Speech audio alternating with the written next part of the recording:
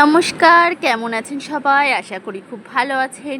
গল্প কথায় পল্লবীর আরও একটি ব্লগে আপনাদেরকে জানাই স্বাগত। তো সকাল সকাল উঠে গেছিলাম প্রায় 6টার দিকে। তো উঠে সব কাজকর্ম করে জামা কাপড়গুলো মেলে নিচ্ছিলাম। আজকে কিন্তু ওয়েদারটা বেশ ভালোই ছিল, বেশ রোদটা ঝলমল করছিল আর এত গরম, মানে কি বলবো, পচা গরম। তো আমি এদিকে জামা কাপড় মেলছিলাম আর আমার ছোটো যা ওই যে ঘরে যে কটা ভিজে জামা কাপড় ছিল, তো সে কটা বাইরে বের করার জন্য ও তার থেকে তুলছিল।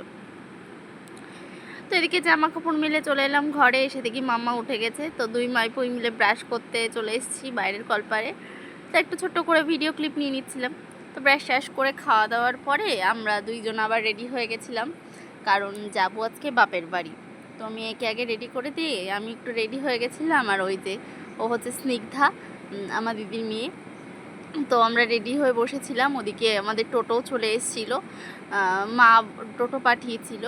তো ওই যে টোটো চলে এসেছিলো আর আমার শাশুড়ি মা ব্যাগগুলো টোটোয় তুলে দিচ্ছিলেন। তো আমরা দুজনা উঠে গেলাম,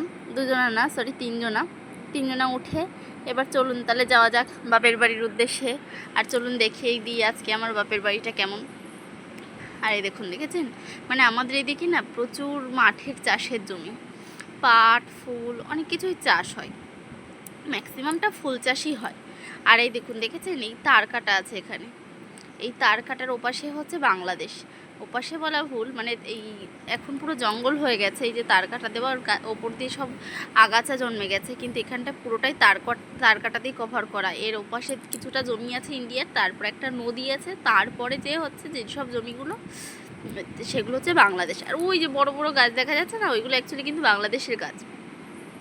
কিন্তু আপনি সহজেই তার কাটা টপকাতেও পারবেন না, কারণ এখানে 1 কিলোমিটার অন্তর অন্তর বিএসএফরা টহল দেয়। তো আজকে খুব একটা বিএসএফ ছিল না, যেহেতু ভোট গণনার দিন যাচ্ছিলাম।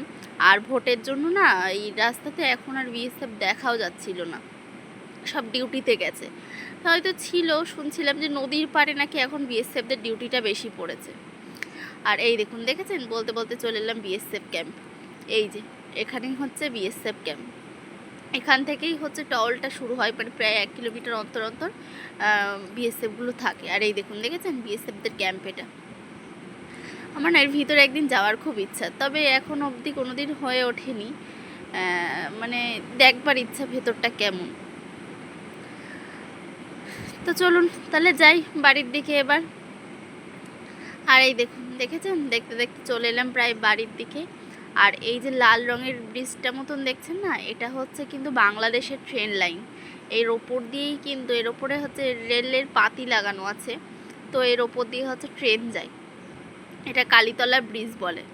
এই ট্রেনটা বাংলাদেশেই যায়, ইন্ডিয়া থেকে, কলকাতা থেকে ছাড়ে আর বাংলাদেশে যে থামে, আমাদের বনগাঁতেও থামে, তবে কলকাতা থেকে ট্রেনটা ছাড়ে।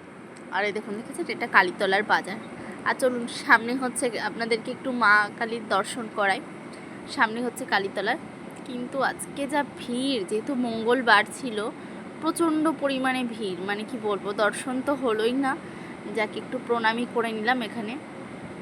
এই দেখুন, দেখেছেন মন্দিরটা কি দারুণ। আর এখানে আসলে না মনটা একদম পুরো শান্তি হয়ে যায়। ওই দেখুন, খুব একটা ভালোভাবে বোঝা গেল না, কারণ প্রচণ্ড পরিমাণে ভিড় ছিল আজকে। চলুন আর তাহলে যাওয়া যাক। আর এই দেখুন, দেখেছেন এখানে না একটা দ্বীপ মতন, দ্বীপ বলতে এটা পুকুরই, কিন্তু মাঝখানটায় ওই যে একটা বাড়ি দেখা যাচ্ছে ছোটো মতন, আর চারি সাইডে হচ্ছে জল, পুকুর। আর পুকুরটা বেশ বড়, মানে অনেকটাই এরিয়া নিয়ে এই পুকুরটা, মানে দেখতে বেশ ভালো লাগে। ওই যে দেখছেন দ্বীপ, দ্বীপ মতনই লাগে। আর এই যে এটা হচ্ছে আমার মায়ের স্কুল, নগেন্দ্রনাথ বিদ্যাপীঠ। মা না এই ছোটোবেলায় এই স্কুলটাতেই পড়তো। আর তার পাশে এই যে কবরখোলা, মায়ের মুখে কত গল্প শুনেছি এইসবের। আর এই যে চলে এলাম, তারপরে হচ্ছে এটা হচ্ছে লোকনাথ মন্দির। আর এই দেখুন, এই শিব ঠাকুরটা না আমাদের বনগাঁর মধ্যে সব থেকে বড় শিব ঠাকুর। আর এই গেটে ফুল টুল সাজানো হয়েছে, কারণ কিছুদিন আগে লোকনাথ পুজো হয়েছিল, তো ওইগুলো এখনও খোলা হয়নি। আর এই দেখুন চলে এলাম যশোর রোডে। আর যশোর রোডের এই বড় বড় গাছগুলো না কি বলবো, মানে এই অনেক গাছ হচ্ছে আমফান ঝড়ের সময় মারা গেছিলো। আর এই দেখুন, দেখেছেন ওই গাছগুলো কেটে স্ট্যাচু বানিয়েছে, দারুণ লাগে কিন্তু দেখতে। আর শুধু এই জায়গাটাই না, মানে অনেক জায়গায় যেসব গাছগুলো মারা গেছে সেই সব গাছগুলো কেটে কেটে স্ট্যাচু বানিয়েছে। আর যেগুলো জ্যান্ত আছে জ্যান্ত আছে, আর এই গাছগুলো না অশোকের আমলের গাছ, মানে আমরা যেটা শুনে আসি। আর এই যে 1 নম্বর রেল গেটে চলে এলাম, এটা হচ্ছে গেট পড়ে গেছে, তো গেট ওঠার পরে তারপরে আমরা বাড়ির দিকেও চলে এলাম। আর এই যে চলেও এসেছি বাড়িতে। তো এই যে বাড়ির সামনেই বলতে গেলে, আর একটুখানি গেলেই আমাদের বাড়ি। চলুন তাহলে বাড়ির দিকে যেই কথা হচ্ছে।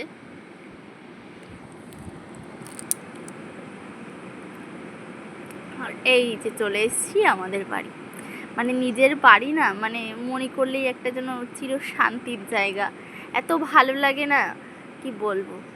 মানে বাড়ি ঢুকলেই যেন মনে হয় কতদিন বাদ এলাম। যতই তাড়াতাড়ি আসি, ঘন ঘন আসি না কেন, মানে আসলেই মনে হয় অনেক লেট করে এলাম, আর অনেক শান্তি লাগে। তো দুপুরে খাওয়া দাওয়া করে একটু রেস্ট নিয়ে আমরা যাবো এবার বিকালে একটু বাজারের দিকে। ওই যে মাম্মাকে রেডি করে দিয়েছি, আমিও রেডি হয়ে গেছি, আর এদিকে মা রেডি হয়ে গেছে, আর এই যে স্নিগ্ধা ও রেডি হয়ে গেছে। তো সবাই মিলে গেছিলাম বাজারে বাজারঘাট করতে। আর এই যে পুজোর বাজার করতে গেছিলাম, কালকে যেহেতু বাড়িতে আমাদের কালী পুজো, তাই বাজার করতে গেছিলাম। আর এই দেখুন ফ্রিজে দেখেছেন ভর্তি আম, আর এগুলো সব আমাদের গাছেরই আম। আর এই যে মা আম শক্ত বানিয়েছে। তো তারপরে বাবা নারকেলগুলো ভাঙিয়ে দিচ্ছিল, আর আমি নারকেলটা কুড়িয়ে নিয়েছিলাম। নেওয়ার পরে এবার হচ্ছে নারকেল কোড়ানোর পরে এই যে মা আম কেটে দিয়েছিল, তো আমটা একটু খেয়ে নিচ্ছিলাম। আমটা কিন্তু দারুণ মিষ্টি, এটা কিন্তু আমাদের গাছেরই আম। তারপরে মা নাড়ু বানিয়ে নিচ্ছিল, আর এই যে রেডি হয়ে গেল নাড়ু। ব্লগটা এখানে শেষ করছি, টাটা বাই বাই, ভালো থাকবেন।